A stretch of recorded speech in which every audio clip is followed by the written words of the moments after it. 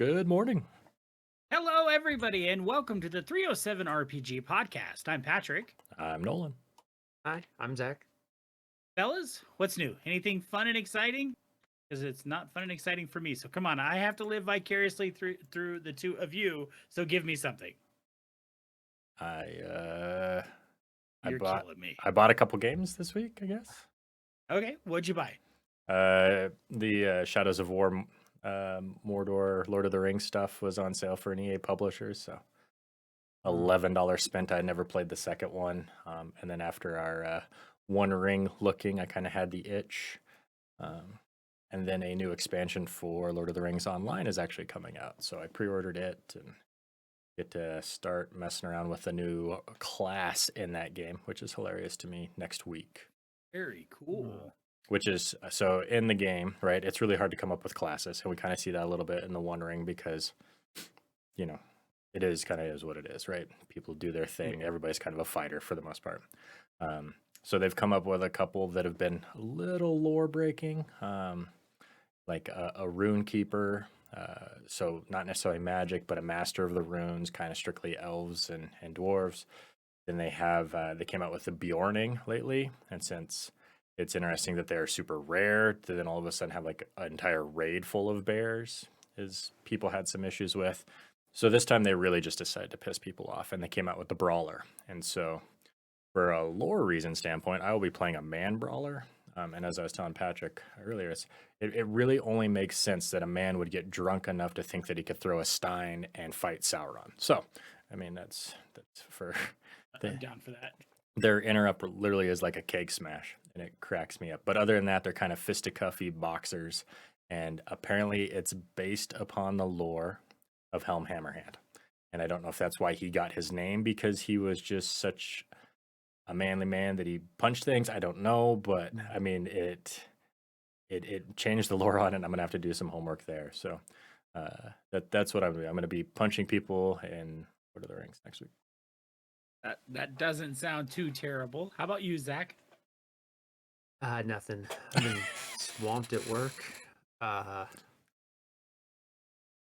have not had a lot going on at all. I finally just sat down and was like, I'm not going to do anything but read. So I'm trying to read through the 5th season by N.K. Jemisin. Try to read through Ring Shout, and then I was also just like, I think I'll just nap for 12 hours. I do believe that's called sleeping, my friend, not napping. Well, if you do it, it's from 6 a.m. to 6 p.m. It's a nap. Oh, is that how it works? So unless you work night shift. That's catch up. Yeah, Just good catch up. So. That's Yeah, fair. I really have not done anything. But I did play Shadow of War actually all the way through. Actually, Nice. it had one of the most affecting artistic moments I've ever seen in a video game. And I spent 6 months actually being like wow, they had a real they had a statement to make there at the end, and I was like, that is only in a video game could you do that. And then later on I was doing some research and I was like, oh no, that's not what they were going for at all. You're actually just supposed to buy stronger and stronger orcs from them for money to get through the end game. So they accidentally gave me one of the most affecting artistic moments I've ever seen. I was gonna say, I knew that was one of the complaints when it first came out, and why I avoided the heck out of it was they microtransaction the heck out of it. So Yeah, they took all of them out. So yeah, if you're interested in playing now, you never need a microtransaction. But I really liked the first game, so I was just determined not to buy any extra orcs. But yeah, at the very start, you had to buy stronger orcs from them to play the end game. I thought the point was that you were just supposed to lose. Yeah, I played the first game and thoroughly enjoyed it. Mhm. It was I thought it was a fairly difficult game, mastering the combos and timing with the buttons and stuff. But and especially if you failed to kill the orc and he got stronger, and then you failed again and he got even stronger. Next thing you know, he's leading the damn orc army, and you're like, "Fuck!" But I really, really enjoyed Shadow of War. It's a cool idea for sure. I like that idea. Well, and now that I have an Xbox controller for my computer, Let's say it was $11.99 for the definitive edition, and so I couldn't say no. Nice. I might be saying yes too. I did. This week was interesting for me.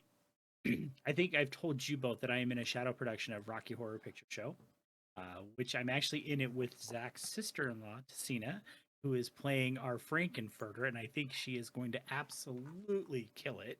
So she just got that attitude that I am who I am and don't fuck with me attitude, and I love it. So it's gonna be cool. So hopefully you both can come and see that. It'll be October 30th. Don't bring your Oh, kids. The call Halloween out show, script, huh? yeah, the call out script is hilarious and crude and vulgar, and yeah, it's gonna be a good time. So that has been my week. Aside from doing my best to try to look at the PDF of the one that we are going to be talking about a bit. Before we talk about that, though, it dawned on me as I was typing up the show notes. This marks our 150th episode of doing the 307 RP podcast. And I cannot believe that we've made it to episode 150 because I didn't think we'd make it to episode 50 for that matter, let alone 100, let alone 150. And I know, Nolan, you've been with me the entire time. Zach, you came on recently, but you've been a guest on the show beforehand, and have always been a part of the 307 RP crew. Uh, I just wanted to take a minute and say thank you both for being a part of this. This is amazing. I thoroughly, thoroughly enjoy doing this show. Even if nobody is listening and it's just the three of us totally fucking geeking out, I'm completely cool with that. So, congratulations on 150, fellas. Very cool. Thank you. Congratulations to you. Yeah. Well, this is exciting. But even more exciting is the shit that came out for D&D this last weekend. They had a Because busy holy week. crap, we've got some stuff to talk about when it comes to D&D. So before I jump into that, just so everybody knows, our topic for this week is going to be our first look at the One Ring PDF second edition that just came out from Free League, was released to backers, I should say, from Free League. We're going to be talking about that just a little bit. There is a lot of news that we need to cover, especially from Dungeons and Dragons. But we are going to jump into that first.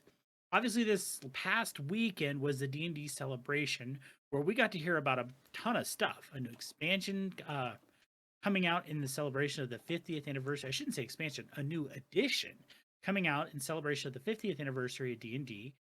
New books, new settings, old settings, all sorts of interesting stuff. Nolan, I want to throw it over to you because you and Zach are our D&D experts, so to speak. So let's talk about this new edition, this 5.5 that is going to be coming out in 2024, I believe. I I think that's what it is. I think everything's leading to that actual 50th anniversary. And what they actually have called it, so far their terminology was new evolution, and so people are calling it 5.5e. Um, and I think we've seen the base work. They've announced that Tasha's will be a part of that new coming bundle of next kind of with the character customizations. And I think as far as that stuff goes too, getting a call back to a couple places. Uh, I I don't know. I'm curious to see what they do. It sounded like class updates and changes everything will be backwards compatible, which I think is something they probably learned from Pathfinder from throwing out the rules. Nobody ever wanted that to start over. So it sounds like it's going to be based upon all the surveys they've done for actual player feedback, which I think would be fantastic just because you have millions of playtesters at this point. So the opportunity here is pretty exciting. Most of the forums I've seen, everybody's been talking about what would you like out of it? What are you looking for? What are you excited about? And it seems like everybody, for the most part, I have not seen too much negative about this. And usually everybody likes to complain about everything. So That's fair. That's fair. Zach, what are your thoughts on this? Yeah, they did specify it's an evolution. I don't even know if we're gonna get like a 5.5. I don't even know if they're gonna do that. They might call it something else. Advanced 5th edition. Who knows? and they could for the callback, right? For 50 years. Right? Would be actually, you know what? I'd kind of dig that if they called it Advanced D&D 5th Edition. That'd be kind Yeah. of interesting. I mean, people figure it out. It's not that hard to be like, no. There's regular, but there's also advanced, and you can play Right. both of them at the same time. So I'm pretty sure that's what they did with second edition. It's actually Mhm. just advanced Dungeons and Dragons. Yeah, I don't ever remember buying anything other than Advanced Dungeons and Dragons when I first got into it. Um, and I think we had, well, I know my buddy Harold had a bunch of old D&D that he just used because they worked. So Yeah, I I go ahead. think that this is going to be an interesting thing because at no point in time has Wizards of the Coast ever had this many people playing before. And that is a very good point. And it makes sense when you have that many people playing and you have that much money invested into a product and that many customers of that product to make this as backwards compatible as possible. And And I'm th- not That, I sure was if gonna they're say, that's how you piss off a fan base, right? I'd say piss off. mhm. I'm not sure if they're gonna do like a playtest like they did for fifth edition. They just called it D&D Next. And I remember actually getting the basic rules in an email and being able to look over them. And I looked at them on my tablet and I threw them away because I didn't have anyone to play with. I played only a few games of 3.5 at that point. The thing is that I'm not trying to be disparaging, but tabletop RPGs from the mid 2000s to early 2010s had a reputation for being played by a bunch of chuds on 4chan, and like that was the internet tabletop RPG culture. Is like a lot of 4chan, and I'm worried that there's going to be a lot of, if they do a playtest, I'm worried there's going to be a very vocal minority that then might be catered to, not realizing that like all the people that like kind of do enjoy fifth edition and don't have a lot of complaints for it might not vocalize how pleased they are with it. Especially if they start to play test things and then a bunch of people are like, "Oh, like this is game breaking. Like you can't," because that's what happened with a lot of the play tests for fifth edition as they went along. Is Well, that isn't Wizards would release like a thing for people to play on. Only the most like dedicated and interested people would play those playtest subclasses, and then there'd be freak out online discussions about it between a bunch of people whose opinions matter, they're relevant, but they're also only the opinions of the most dedicated individual. And we can miss the forest for the trees. that's true? I think that we've seen a lot of what they're leaning towards, and the updates will be nice, right? So I think like Mhm. looking at proficiency per rest versus saying you can do this one time a day. Um, Mhm. it's pretty weak, and I think that's been incredibly popular because they continue to do it. So seeing a ranger updated to have some stuff that he can do proficiency per day, they've started to add more versus just saying, uh, you know, bringing in constitution for things. I could see the giant, right? Or the Goliath. Well, you can do stone's endurance a number of times, proficiency plus your constitution modifier a day or something like that. So that way it's more than just like, well, I hope we rest after this. Or, we've talked about a lot of being too afraid to use your powers. And so I find that proficiency bonus of, you start off at 2, eventually you get 6 per day. Those kind of little things have helped a lot. I know that there was talk about races will go away and the background will be your ancestry is going to be part of it, and then how you were raised. So you could be an orc from a long line of shamans, which would explain why you are so wise. But during a war at a young age, you were captured by human and raised in a gladiatorial arena, and that's why your constitution is so high. And now we've made a very good cleric or thrall, depending on what you would like to play.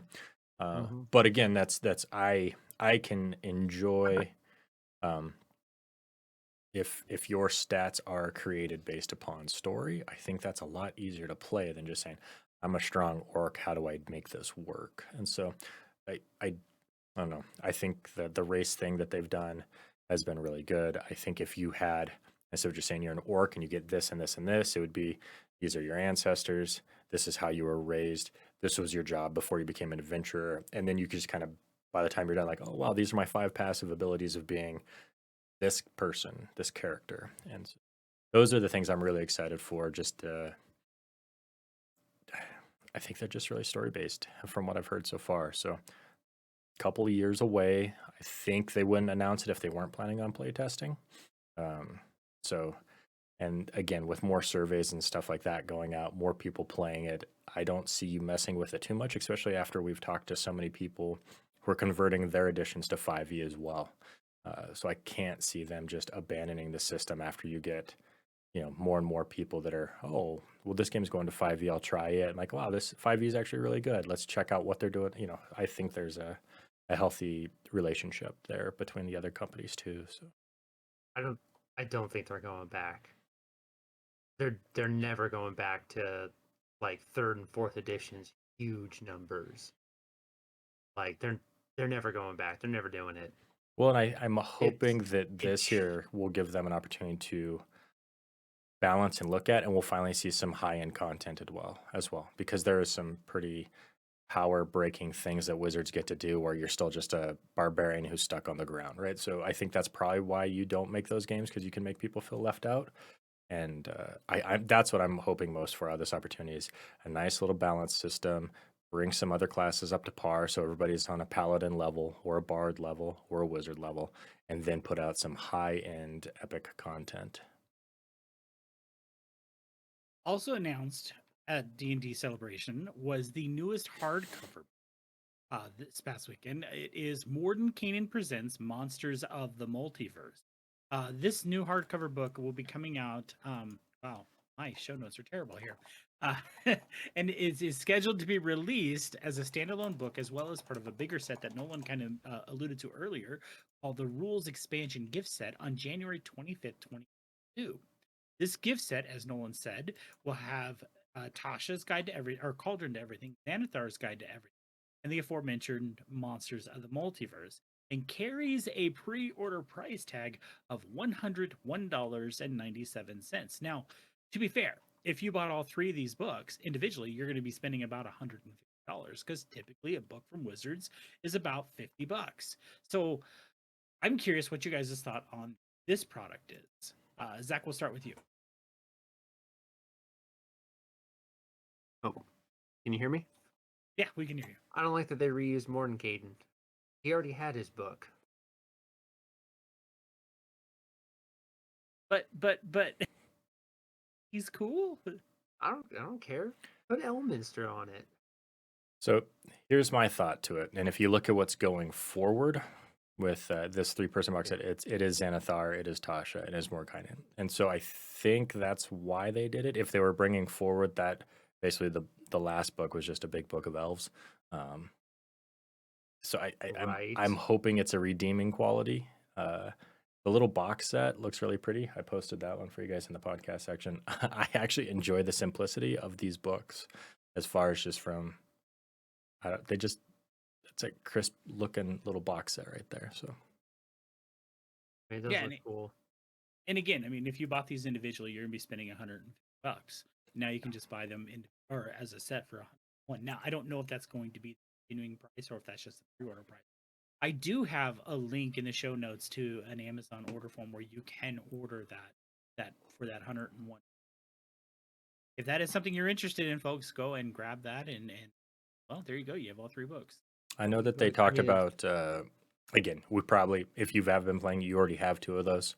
But those 2 really have set the tone for what the future is going to be. Xanathar has the Hexblade, and that was a huge power bump. Tasha's brings in the alt races. It brings in the new clerics. Peace and Twilight are huge. One of the big promising points for Monsters of the Multiverse is 30 updated player character races. And so this is going to be kind of further cementing of, again, what Tasha's was into this. So be another book that you probably want to have just because it's going to be the future of the game. You'll get a good idea on if you want to make the leap into evolution of D&D. True. Yeah. I don't know. I've ranted to Nolan for like an hour about how bad Mordenkainen's Tome of Foes was. Like that is not worth. It is not worth your money. However, I will say the alternate art cover of that book was fucking awesome. Pretty cool. It's probably Yep. the best thing about that book. I say So, that. but I mean, this bundle, it's 3 for 2 basically. Yeah, and I don't think that's a bad deal. Yeah. If you, I mean, if even if you had one of these books, like you're getting an extra book for price of 2. Well, Yeah, and and I'm trying to it gets think. people into it as well. If you were on the Right. fence before, if you hadn't picked that stuff up, this is a good starting set. You know, get this in a PHB, and you basically have everything you need as a player. So, Yeah, it's true. Very true. I mean, this in a PHB, that's all you need to run the game, like fully. mhm. You know, like you could get the monster manual, the first monster manual, and you could get Volos. But this has a monster book. It has a bunch of class books. It has a bunch of enhanced Yep. stuff. And I mean, all you really needed was the PHB to start with. So yeah, But, there is yeah. a link if you want to purchase. Well, actually, there's a link if you want to purchase the gift set in the show notes. I do have a cover of the standard cover of Mordenkainen's in the show notes as well if you want to check that out. Keep moving on with the D&D celebration news was the announcement that D&D will be returning to 2 classic D&D settings, both of which in formats that they have never been printed before. So I'm assuming 5e, right? That's the only thing I could think of. And then in 2023, another D&D classic setting will be coming out. So this is a whole lot of information to take in from D&D celebration, right? I mean, a new book, a new set, a new edition, evolution. Sorry, a new evolution. Knowing that we're going to be going to new settings, and the idea that they're going to be continuing to putting out classic settings in 5e up to 2023 has to reinforce the idea that even the new evolution of D&D, because it's only a year after that, is going to be looking backwards and allowing you to incorporate those games.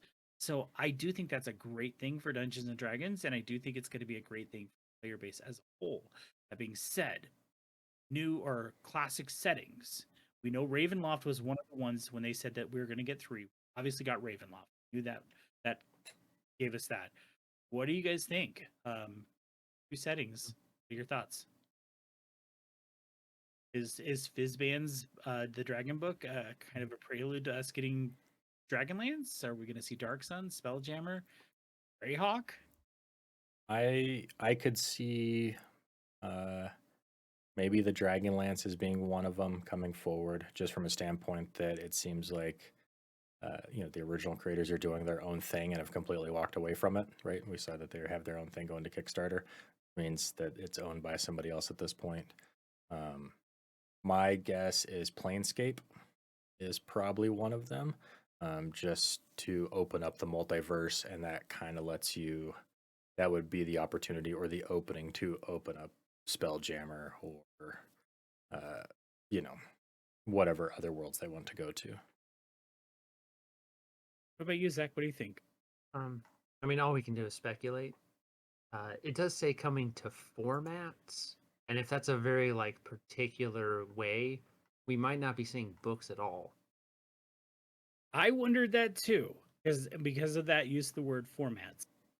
And I mean, I think this happened to Wizards when they announced Baldur's Gate 3. I honestly do not believe that the guys running Wizards realized that Larian takes 5 years to make a game. And that they will, I mean, they released Divinity Original Sin and it was in early access for 3 years. And it makes their games just great, for sure. But it takes forever. Like they don't just hammer them out. And I legitimately do not believe that Wizards knew that when they were like, yeah, it's gonna be, you can play the prequel, and the prequel is a tabletop adventure, and it's coming out next month. And then Larian's gonna be like, all right, Baldur's Gate 3, it will be out in 2025. Like, deal with it. So I kind of feel like they got burnt by that. Like, I'm sure that the people at Hasbro were like, why aren't you doing more? And Wizards is like, because we don't know how to do it. But if they're saying formats, like, I honestly think that they could learn something from the owners of Warhammer.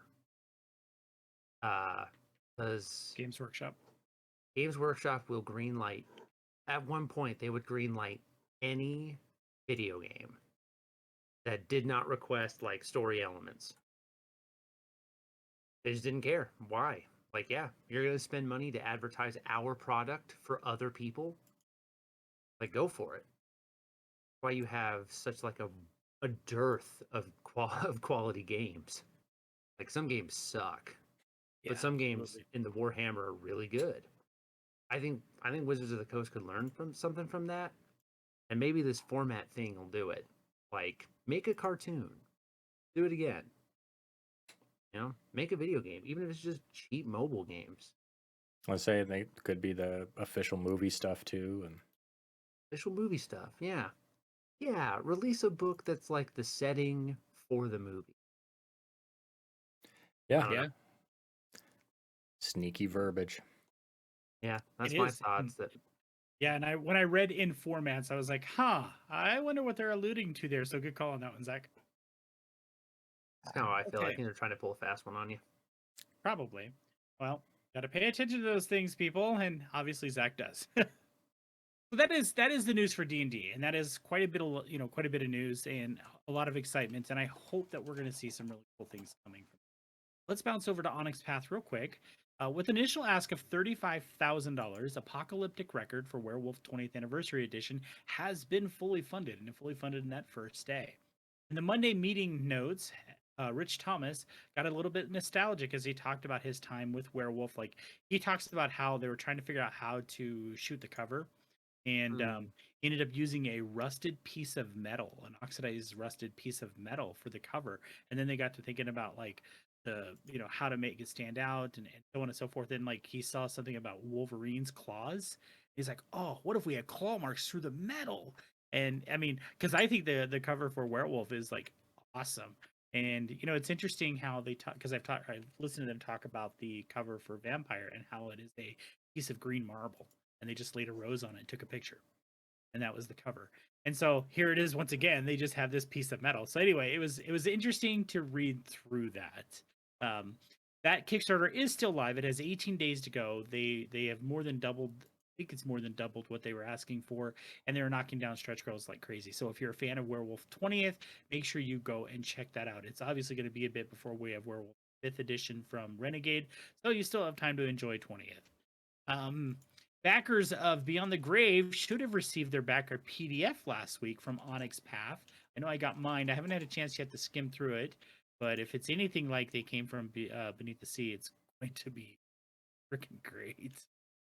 So I'm excited to take a look at that one. Rich did talk about continuing to have the woes with Kickstarter fulfillment and printing, global printing issues. Still does not expect any books that should have been printed to be printed until the beginning of next year. And I know, Zach, you've talked about in the library world that you're seeing that. Yeah, I mean, unless you're James Patterson, you're not getting your books printed. Is unfortunate. Mummy the Curse Second Edition PDF did go live on Drive-Thru RPG. I should say in all formats. You can do the POD as well. There is a link in the show notes if you want to head over to Drive-Thru RPG and grab that new book for Chronicles of Darkness.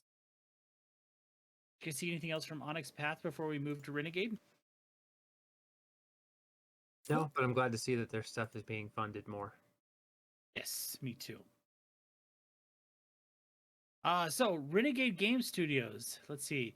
Pre-order PDFs for Vampire the Masquerade 5th edition, The Sabbat, and the Book of Nod have recently been sent out. Again, I have not had a chance to look through these. I really would like to. They did say the PDF for the Second Inquisition will be coming out soon too.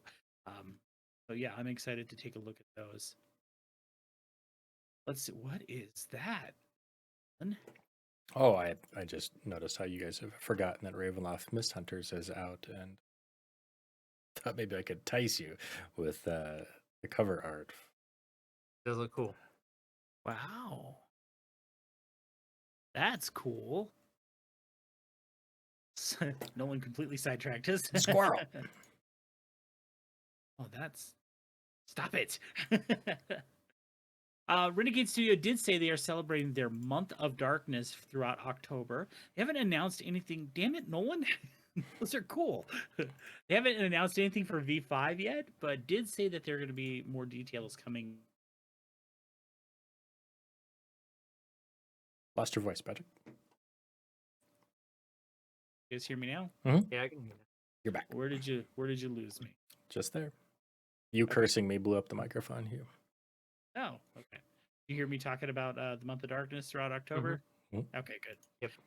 So I'm just curious, what do you guys think of these 3 new books that have been developed and are coming out officially for V5? Do we care? Are we interested? I'm. I don't know. I did enjoy playing Vampire. We just haven't had a chance to play more of it. My big thing is like it's about time. Like I think it's Yeah. pretty clear that Modifius was just going to run out their license. Like they didn't want anything to do with it.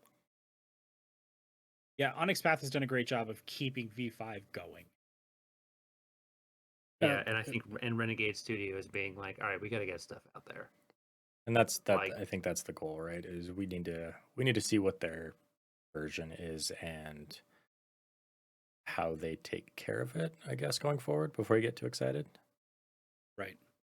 It is exciting that Justin Achille, who is, classic vampire person, is in charge of all this. So I have the PDFs. I think I've sent you guys the PDFs too. I have not had a chance to look. Do want to. Well, if we hear of anything for the month of darkness, we will of course talk about that next week. Let's head over to Chaosium real quick. It does look like there was a new adventure released for Call of Cthulhu. A Time to Harvest: Death and Discovery in the Vermont Hills was originally released as a 6-part scenario for their organized play and has now been pulled together as one product for the first time in a complete and updated tome. Apparently, it is compatible with Call of Cthulhu and Pulp Cthulhu. You can pick it up on the Chaosium web store or, of course, through Drive-Through RPG. Links for both are in the show notes. I was going to ask you both, and I didn't have it in the show notes because I just remembered. I have reached out to someone from Chaosium.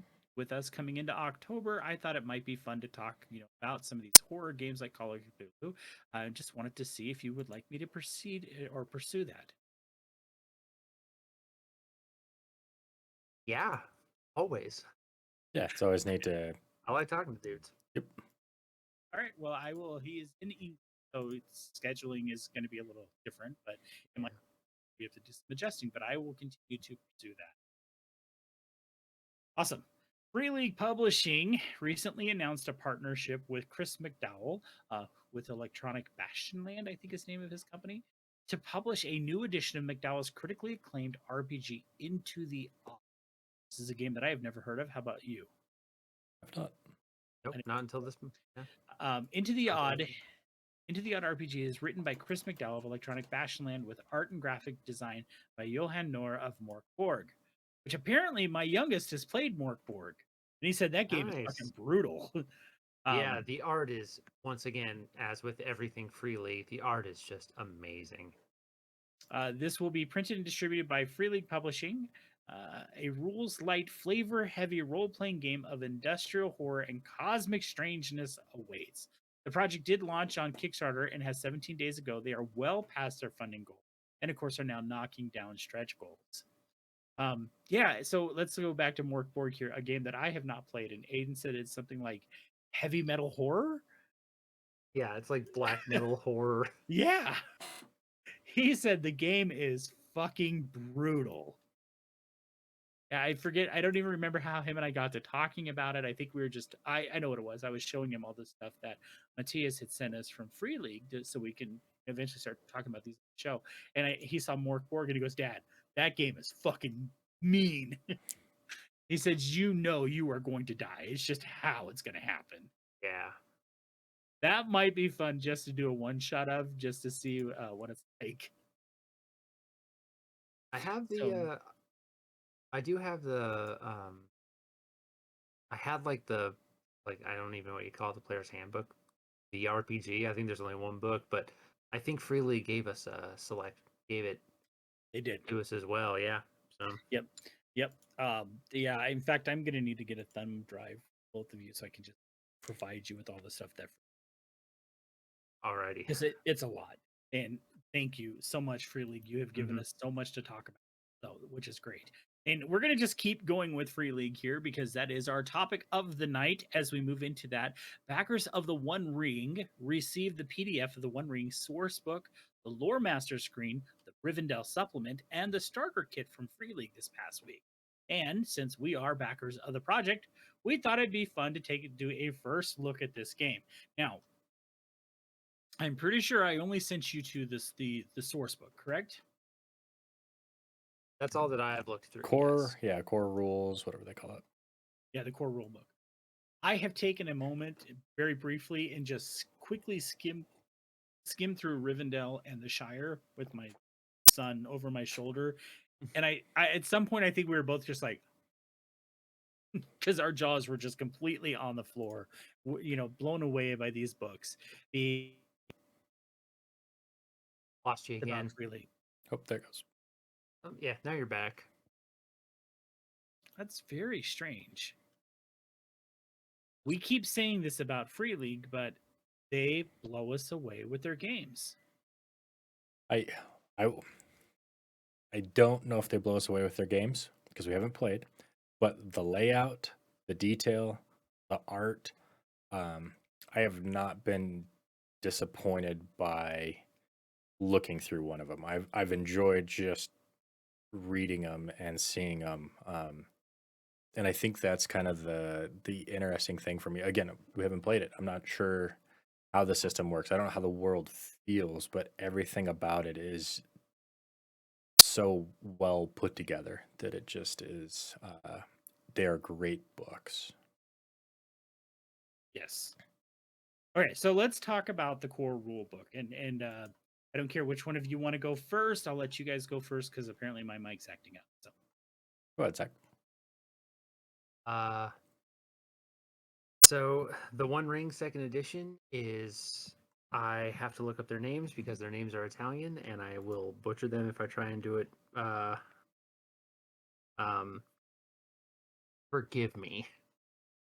But like it was, the first edition was created by Francesco Nepitello. Nepitello. I think that's I correct. Nepitello. I apologize. And this was a while ago. They made the first edition, and they kind of came up with this original skill set, this tool set for people to play with. Then I think that Seven Wonders, one company owned the rights to it, and then they decided going forward that they were going to switch to Adventures in Middle Earth, which is 5th edition based. So if you've played Dungeons and Dragons, you know how to play Adventures in Middle Earth. And I don't know about what happened in the background, something happened and they lost the publishing rights to Lord of the Rings again. And so Free League picked them up and they brought back in Francesco Nepitello, and I think Marco Maggi also had worked on both of them. They brought them back in to do second edition, The One Ring. I mean, first of all, the art is great. It's like all Free League stuff. It is a unique. It's not like Free League doesn't have a unifying art style like I think maybe Dungeons and Dragons 5th edition kind of does. I think Free League is just like just do the best art anyone could do. It's interesting that you say that though, because the one constant through most of the books that we've looked at has been Martin Grip. I know. So, and the fact that I think you can definitely see a style with Martin, but I do think the artwork that they produce, and there's other artists, and again, I don't want to say these names because I'm going to completely butcher them, but I do think we see this. Okay, you're going to have your style, but the art has to be definitive to the game, Yeah. to the setting. That's why Simbrum works so well, and I think that's why we see the artwork so well here. Yeah, it's just fantastic. I will get into how the mechanics of this game work if you guys want me to, but they're weird. I would say touch lightly on it. We don't want to spend a whole lot of time. Obviously, this isn't we're going to explain you how to play the One Ring. Okay. Let's face it, we don't 100% know either. So they sell a set of dice unique to this game, but it's basically you use one d12 and then a collection of d6s. But when you roll the d12, you're actually only rolling, you only want to roll kind of between, how do I say this? You roll between 1 and 10. And then if you roll an 11, that's a Sauron and it's a 0. But if you roll a 12, it's a Gandalf and that's an instant success. Then you also I like it already. You also add a number of d6s to every skill check equal to the you add a number of d6s equal to the number you have in that skill. So if your skill with a spear is 5, you add 5d6. And if you roll a 6 on any of those, it's an additional success and you can spend those to do more stuff. It's a really weird system. Like, I put together a character and I tried to just do like a mock, like how combat works just against an orc that could not defend itself, and it does kind of work, but it's kind of a weird system.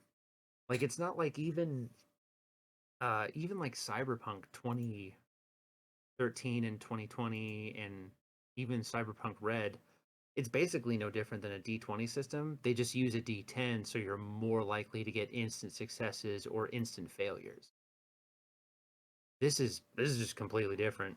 It's 1 through 10, but also you've got, like, you have a chance of rolling an 11, which is a 0, and you got a chance of rolling a 12, which is an instant success, but you got to roll these other dice, and also you got to remember all this stuff that's going on.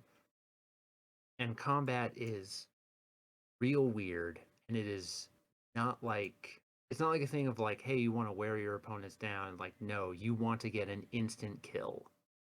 Armor only protects against instant kills. That's all it does. Like, that's the whole point of like having armor. It's like if you've got a leather shirt and someone hits you with a great axe and it's not even a piercing blow and you're only wearing leather armor, you die.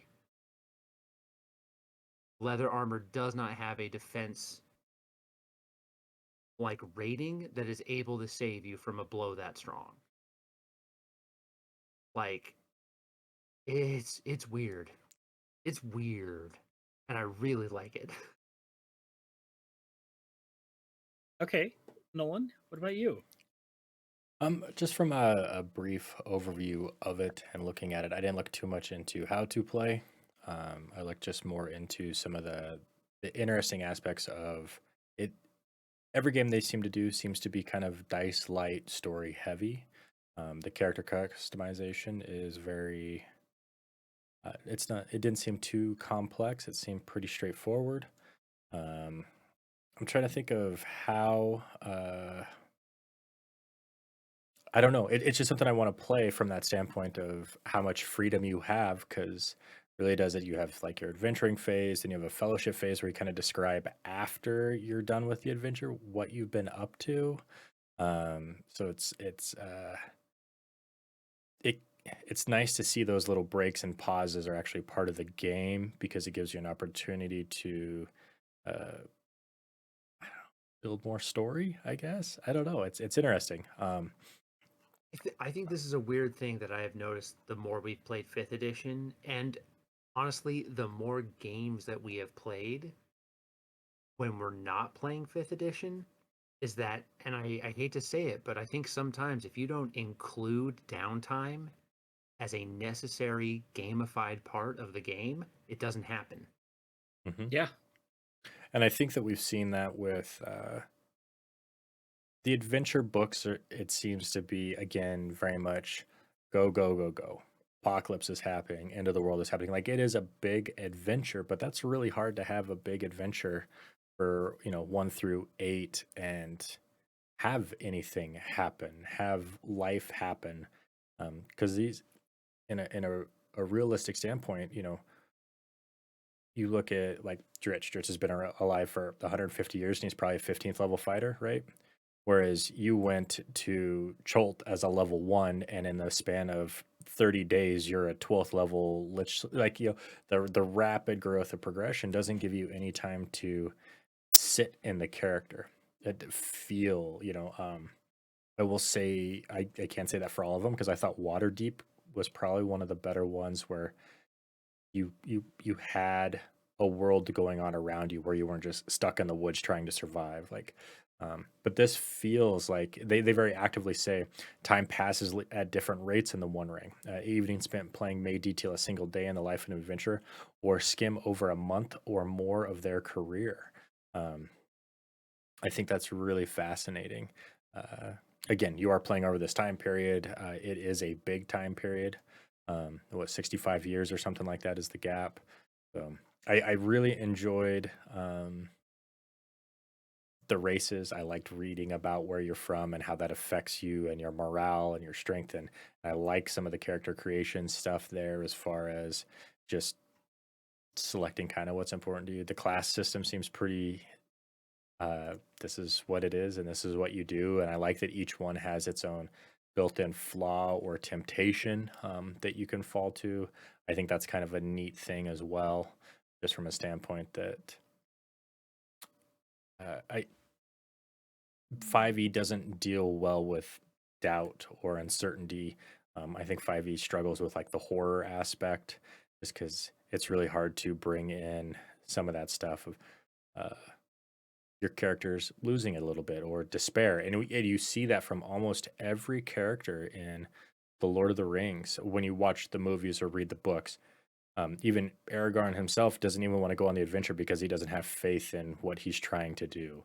Boromir falls to it. Every character has these moments like it's just too big, and that's I don't know. It helps build the character as well, because when we overcome our low points, we become stronger. Seeing Aragorn become king from where he was, I thought was one of my favorite parts of the story, because he has no faith for himself, and he says that himself. And this builds it into the classes. And I really enjoyed that. And I think that brings on that personality to, again, help you live in the skin of this character. And then you have those more meaningful role play moments. Having flaws, having that stuff from from V5 and Vampire lets you have not being a perfect shining knight hero that's not afraid of anything and wants to smash things and kill things. Like, it gives you personality. And I just enjoyed reading the player character section of this one here. Yes, I completely agree. I like the fact, like you said, I like the fact that they allow those characters to be able to second guess. We saw that in the movies, we saw that in the book, and I like that we can actually see that in one of the things that stood out to me, and partly because I know my friend Nolan loves magic items, so I wanted to go looking for stuff like that, and hopefully my microphone doesn't cut out. Did you guys see on page 83 the items of superior worth in the named weapons section? Yep. Did not. So it's a small section. I'm just gonna skim this quickly. They talk about like if you lose or break a piece of your gear, they can replace it or fix it at no cost in the next settlement they reach, which I think is awesome. Sometimes they're asked like a small favor might be demanded, like tell a story, things like that. So there's this really neat role playing aspect of my sword broke. I need a new one. Hey, can I have that sword? Sure. Tell me a story. And now you have to craft a story. Maybe it's a story of the adventure that you just came on, and it's great. Tell that little story to the NPC, and there you go. Then they talk about upgraded items, and they say that they have plot immunity. So the upgraded items cannot be broken, they cannot be lost, or otherwise taken from a player hero. Such as a shield enhanced by a reward cannot be smashed. That's pretty cool because him who breaks somebody's magic weapon, you're a fucking prick, right? Yeah, but Unless you also have Zach. Oh.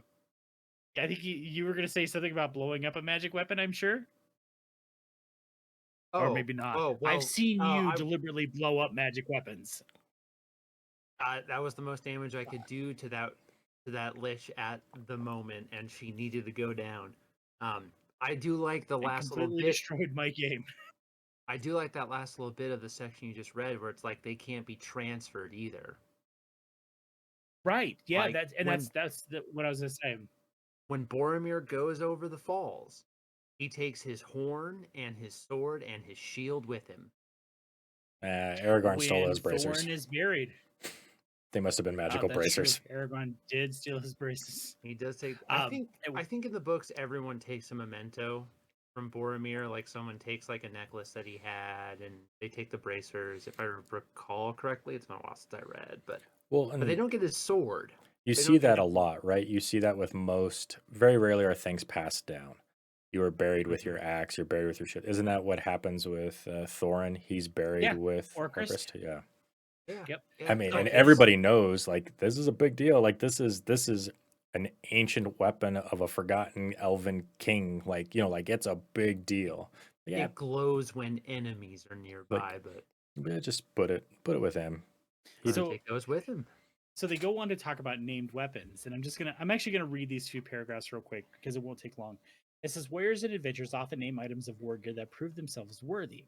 This is most common with blades, spears, and Oh, you're back. I don't know what is going on with my mic today. Am I still with you guys? You're there. You're with me now, yeah. It says elves and men follow similar naming traditions, bestowing titles upon their weapons, such as Orc Cleaver, Foe Hammer, or Battle Friend, that glorify their effectiveness in battle. However, weapons with loftier or more poetic names, such as am I still there? Still there. Okay. Poetic names such as Snow Point or Cold Star are almost always items of nobler lineage or a greater antiquity and are rarely given as rewards. So, in fear of my mic cutting out, it goes on to talk about how these are weapons, like the Dunedain in particular, will pass these weapons on for generations. And I just think it's interesting that this is such a neat way to look at magical items or unique items in a game instead of like because I think sometimes like we get this sword in whatever like a +1 sword in D&D, and then the next best thing comes along. We're like, well, fuck you, I'm using this one now. Yeah, you And never. I kind of like that, but well, and I don't think you ever. I mean, you don't see people change armor very often. You don't see. I mean, Gandalf didn't change out weapons too often. He found the one and then did his thing, but it does. I don't know. It does seem to be. I always like the idea, and I think we've talked about it in the past of gear leveling up with you. That was always one of my thing of I found this sword. This was my father's sword, and I awakened it. Like, yeah, but that's a +3 Dragon Slayer sword. Yep, cool. Fuck my dad. Like, Right, exactly. Fuck you, sword, you're out. cool. Well, give it to my grandkid. Don't care if you're the family sword. Fuck off. Well, that's why Aragorn GM broke the dad's blade at the very start. He's like, "Yeah, you can, man, but it's snapped in half." He rolled on a thing and he rolled 100 and says, "You have a Vorpal Holy Avenger. I can't have you have that. Your quest in life is to get it reforged by the elves once you're worthy."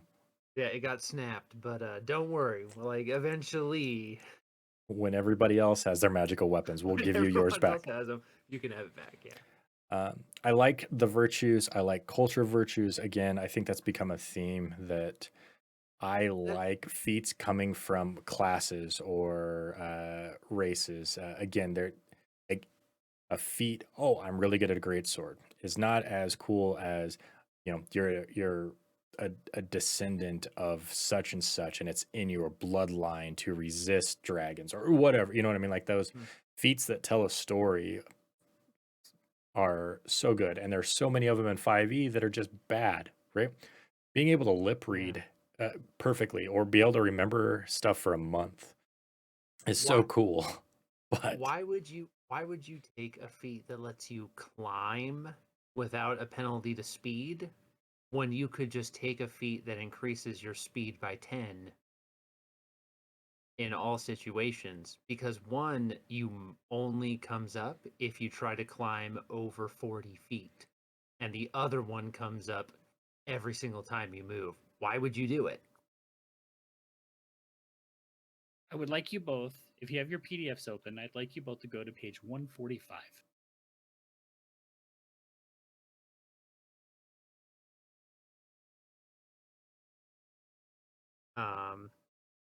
Using flaws or nope, it's a piece of art. Ooh, the guy in the throne room? The 9, man. That is a badass picture. Yeah, like the art is just so cool. I know, and I know we keep talking about it, and Nolan mentioned the layout of these books. So Aiden came in when I was looking over this, and I know I talk about Aiden a lot in these podcasts. Everybody, the reason being is Aiden is very much into role playing games as we are, and him and I discuss these things. So he came in, and as I was flipping through this book, and he goes, "What the hell are you looking at?" I said, "It's the One Ring." He goes, "Oh my god." And so he was looking at just the layout, the design, the feel. He goes, "Dad, when I look at this book, I feel like this belongs in a collection of Tolkien stuff. Like this belongs in a One Ring, in the Lord of the Rings, in the Hobbit, in the Silmarillion." He goes, "You name it, it belongs there, just the way they've done it." And then he stops and he just kind of looks at me. He goes, "Can't D&D do that? Why can't we get D&D books where they care this much instead of just mass producing a book?" He goes, "Don't get me wrong, I like the D&D books, but this is special." I and I think that is the again, if you're going to take on a license, you do this badly, you don't get to come back. And I think Yes. we've seen that with I just mean, hell, with a license this popular, even if you do a good job, you might not get to come back. mhm. The expectations are so high, so the craft and the care has to be there. Um, and yeah, they do a great job. And again, even from a standpoint, if we never played the game, the books are fun to read. We enjoyed the last Lord of the Rings. Just looking through the tomes, seeing the art, reading about the story, um, taking a little bit of this here and looking into it and seeing, oh, the mithril shirts and that kind of stuff. And like, oh yeah, you don't realize Lord of the Rings is a low magic. Yeah, there's a lot of little magic that pops up and just the craftsmanship and how important runes are and it's not flashy, but stuff's made a lot. Those Orcus is thousands of years old and doesn't need sharpen. Like those little things like, oh yeah, there's a lot of little cool things in there that again tell a story, has a history, everything like that. So it's it's really pretty. It's really well laid out. It's pleasant to look at. The little stylizations, the colors. I mean, just everything about it is just a really well put together book. It really,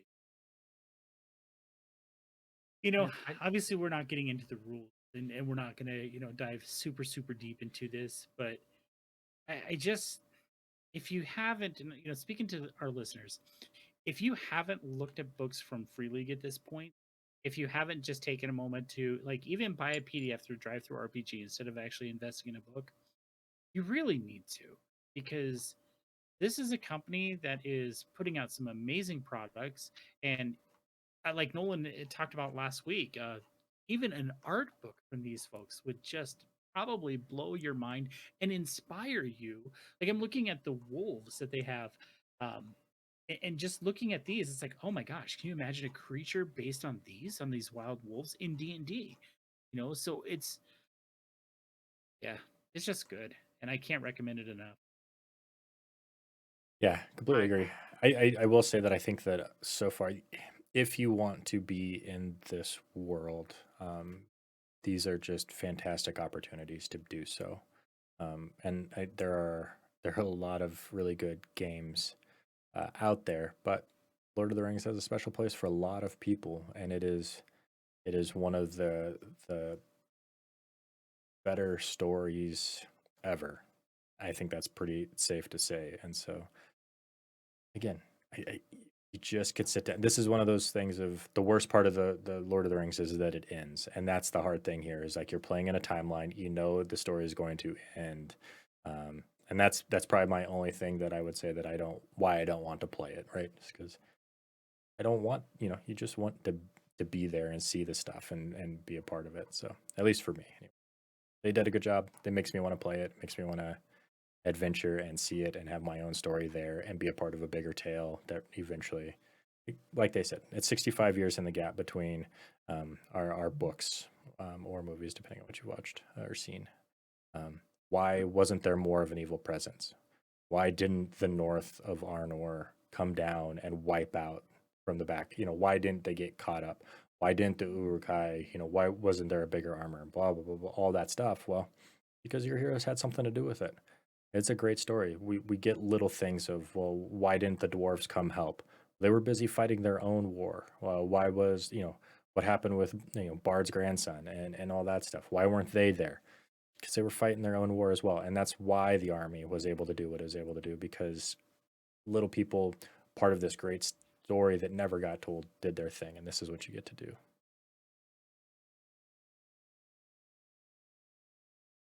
Zach, your final thoughts? I think one, if you do get the book, this is a book that you do have to read. You have to start at the beginning and go sequentially, because if you try and jump around, you'll have to jump around to multiple sections just to figure out how weapons work. But if you just read it, like I just started at characters and went, it makes so much more sense. It's not like 5th edition where once you know the rules, you can jump to skills to see what you want. You can jump to feats. It doesn't work like that. You kind of got to read the whole thing. I think it's a really good mix of like specific rules, but not wargaming. Like Dungeons and Dragons, no matter what it wants to be, it's a war game. Movement has to have rules. Spacing has to have rules. Each individual weapon has to have range and impact and different It's not in here. Like everyone picks a foe and you all fight that foe. People who are in the back can hit anyone, but if there's an unencountered enemy, they can run at the people in the back line. So your front line has to protect your back line. That's the spacing. You roll a dice. Did you hit? Oh, you rolled a 10. That's a piercing blow. Now your enemy has to roll to see if they just don't instantly die. Oh, they rolled a Sauron. That's a 0. They don't have enough dice to succeed. The orc just dies. Boom. That's combat. That could be a whole combat right there. I think once you get into it and start playing it, it's so much easier than it sounds. I really want to play this. I know we got Simbroom coming down, but I think we should play. We've got Tolus, we've got Simbrum, we've got Dead Man's Rust, we've got the One Rust. Ring, we've got all the other they came from games that I've picked up. I mean, there is our need to play RPG shelf continues to grow, and soon we'll have Avatar. Well, soon-ish. Sorry, Soon-ish. This is the one. I'm gonna tell the table today. This is the one that we should play. fair enough. There's a lot of stuff, man. A lot of stuff. Need more hours in the day. That is days in the week. An 8th day for gaming. Or more weekends, more weekend days we're off. That's it. You know what? Fuck it. We'll just quit our jobs and just play games. I hear that pays I got the the bills. vacation time. I could take a couple Fridays off.